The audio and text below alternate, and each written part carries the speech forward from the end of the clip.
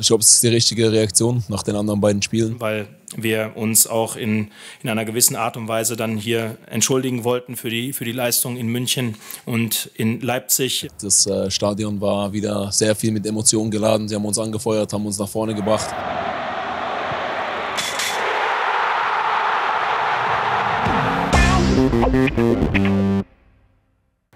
Mit dem 8. Bundesliga-Heimsieg in Serie sorgt der BVB für versöhnliche Ostertage und bleibt voll im Meisterschaftsrennen. Damit herzlich willkommen zu unserem Spieltagsrückblick.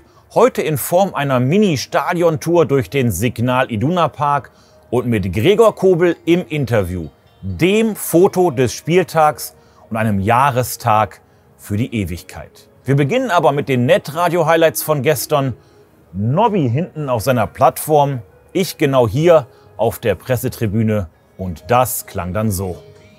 Julian Brandt, auf der linken Seite ist Guerrero frei, am 16er, bringt den Ball vors Tor. Tor! Da ist das Tor!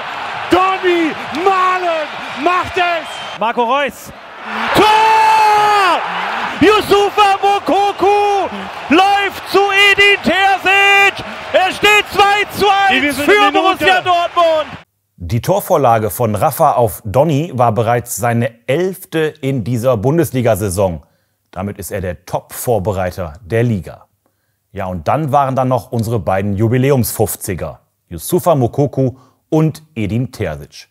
Muki trifft in seinem 50. Bundesligaspiel erstmals wieder seit November und Edin Terzic beweist ebenfalls in seinem 50. Bundesligaspiel als Trainer erneut sein goldenes Händchen. Das Tor von Muki war bereits das 12. Joker-Tor in dieser Saison in der Liga. Einsame Spitze.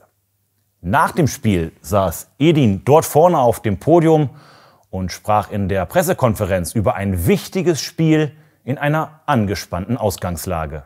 Es war natürlich jetzt viel Druck auf den Kessel nach den beiden vergangenen Leistungen. Und wenn man jetzt einfach sieht, am Mittwoch in Leipzig hatten wir noch eine Zweikampfquote von 37% und heute spielen wir gegen eine der Mannschaften, die wirklich sehr, sehr viele Zweikämpfe führt und sehr zweikampfstark ist, und wir konnten das Ganze erhöhen auf knapp 55%. Wir konnten heute ein anderes Gesicht zeigen unserer Mannschaft. Wir wissen, dass das auch nötig war, weil wir uns auch in einer gewissen Art und Weise dann hier entschuldigen wollten für die Leistung in München und in Leipzig, wo wir eine unglaubliche Unterstützung unserer Fans hatten, und dem wollten wir heute ein bisschen was zurückgeben in dem Heimspiel, und das ist uns erfolgreich gelungen.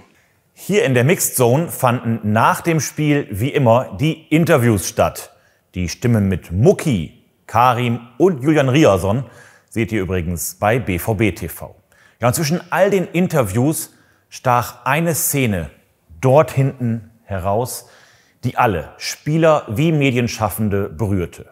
Unionsspieler Timo Baumgartl und Sebastian Aller, zwei Fußballer, die den Krebs besiegt haben, im Dialog, dem Trikottausch des Spieltags und diesem Foto, das sicherlich keiner weiteren Worte bedarf.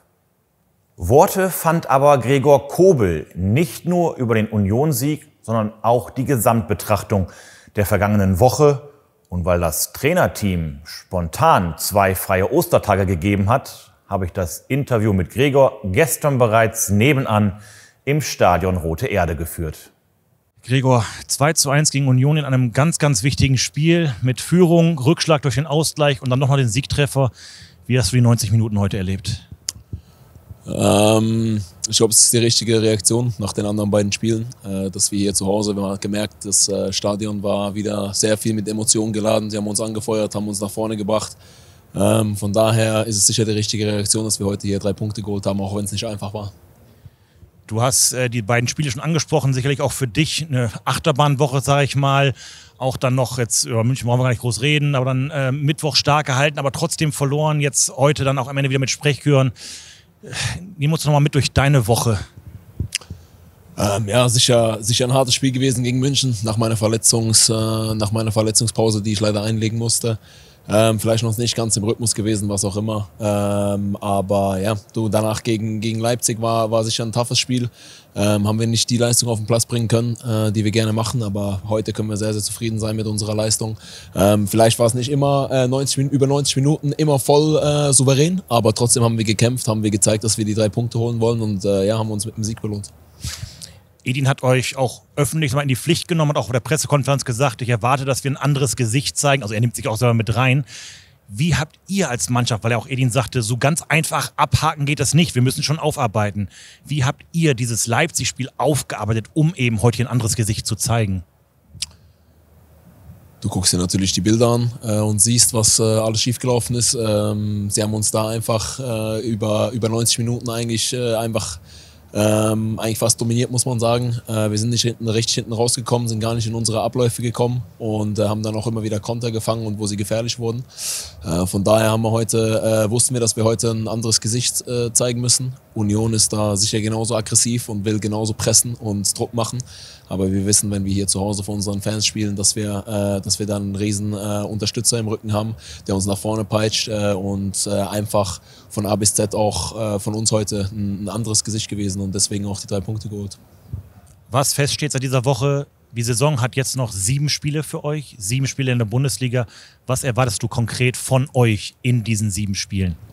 Dass wir an heute anknüpfen, wieder unser Selbstvertrauen auftanken und dann einfach wieder eine Serie starten. Damit machen wir auf den Spieltag den Deckel drauf und ich darf euch noch auf 2 Besonderheiten hinweisen. Zunächst ein neues Highlight im Signal Iduna Park. Gestern wurde hier in der Südwestecke des Stadions die Fanclub-Wand eröffnet. Anlass war die Gründung des 1000. offiziellen BVB-Fanclubs im vergangenen Herbst. Ja, und jetzt sind die Namen der mittlerweile 1013 Fanclubs alle hier verewigt. Da darf künftig also fleißig gesucht werden. Und zum Abschluss kommen wir natürlich nicht drum herum, an diesem 9. April an das legendäre Champions-League-Spiel gegen Malaga vor exakt 10 Jahren zu erinnern. Hier genau an dieser Stelle hat Felipe Santana ihn über die Linie gedrückt. Und zusammen mit dem Torschützen und Julian Schieber haben wir uns noch mal erinnert. Einen kleinen Ausschnitt bekommt ihr zum Abschluss der Sendung noch präsentiert. Den gesamten Beitrag seht ihr ab sofort bei BVB TV und auf unserem YouTube-Kanal. Ja, und ich darf euch noch einladen, auch über die Ostertage das schönste Stadion der Welt zu besuchen, so wie es hinter mir schon einige Borussinnen und Borussen machen. Denn beim BVB Ostererlebnis könnt ihr neben dem Stadionbesuch auch noch den Mannschaftsbus besichtigen, Maskottchen Emma treffen und an vielen tollen Mitmachaktionen teilnehmen. Bleibt mir nur noch zu sagen, jetzt kommt das Wunder von Dortmund, frohe Ostern und heya BVB. Jetzt kommt das Wunder von Dortmund, Foulspiel von Isco an Götze. Ich habe jetzt nicht genau gestoppt, 2 Minuten müssten wir mindestens noch haben. Santana, Kopfballverlängerung, Schieber, wird zu Fall gemacht, könnte Freistoß geben, Spiel läuft weiter. Aber dann geklärt. Der Ball ist im Aus. Einwurf. Schmelzer. Lewandowski jetzt mit der Flanke in die Mitte. Die kommt nicht schlecht. Schieber. Reus. Reus in die Mitte. Wir machen rein. Tor. Tor. Tor. Tor. Tor. Tor. Tor. Genau. Dann ich sag Flanke, einfach Flanke. Ich sag Juli, geh erste Pfosten, ich komme in zweites. Und dann Juli versucht die Ball in Brust, aber geht hier in Doch, guck mal. Was ist das? Also ich kriege überhaupt ganze Haut, wenn ich das sehe. Das ist unglaublich. Und hier, ich hatte gar kein Atmen, ich konnte nicht atmen unter. Ich sage den Jungs, geht auf, Jungs. Ich sterbe hier. Und dann guck. Oh Mann. Unglaublich. Unglaublich.